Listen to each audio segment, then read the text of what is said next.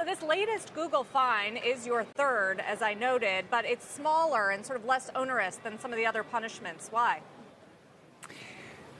Well, the Google behavior in this case stopped back 2016, but it had been going on for 10 years, and it had been cutting out competitors when it comes to sort of placement of ads in third-party websites.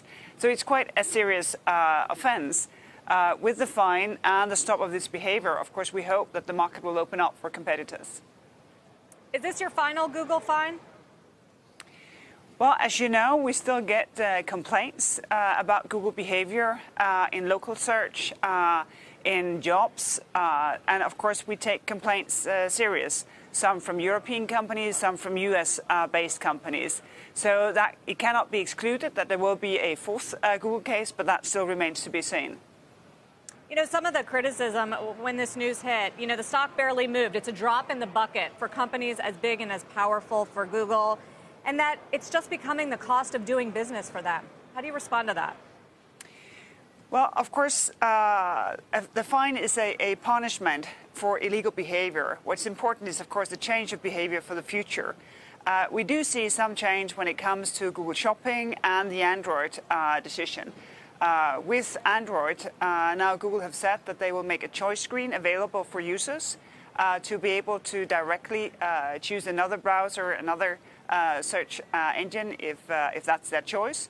In the shopping comparison areas, we see that there's a big improvement in the visibility of rivals to Google and also of clicks going through from users actually to merchants. So in those two markets, you see the improvements.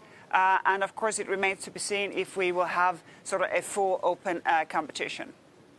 I mean, you focused so closely on Google through your tenure, and you know it better than so many other companies. At this point, would you characterize Google as a monopoly?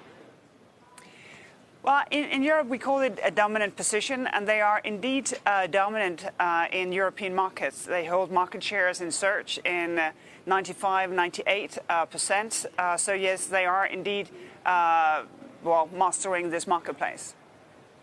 Sundar Pichai, as Elon just referenced, did meet with President Trump yesterday. Have you met with him at all? No, I haven't. Are you worried that some of these fines, and they keep coming, are really going to make what has been a pretty tense relationship between Europe and the U.S. on trade even worse? Well, I think that, you know, there's a lot of back and forth on trade, but I still find that there is a very deep mutual respect of the fact that we have to sort of police our own jurisdictions. Because this is really not about a company being based in the US, in Russia, anywhere else in the world. It's about doing business in Europe. And we have a European rule book that obliges you to compete on the merits, the prices, the quality, the choice that you can offer. This is what it's about. It's about consumer choice. Speaking of consumer choice, wanted to ask about another topic. Spotify filed a complaint with you and your department that Apple is hurting consumer choice and stifling innovation in its App Store. Have you looked at the complaint? Does it seem legitimate to you? Well, we have received a complaint, and as we always do with complaints, we start looking to see if it has merits. It's still very, very early days, but of course we're in the process of start asking questions and getting the data on our working table. Does it seem right that Apple would take a 30% cut from subscription services like Spotify, even though they have led to tremendous growth of businesses like Spotify and downloads?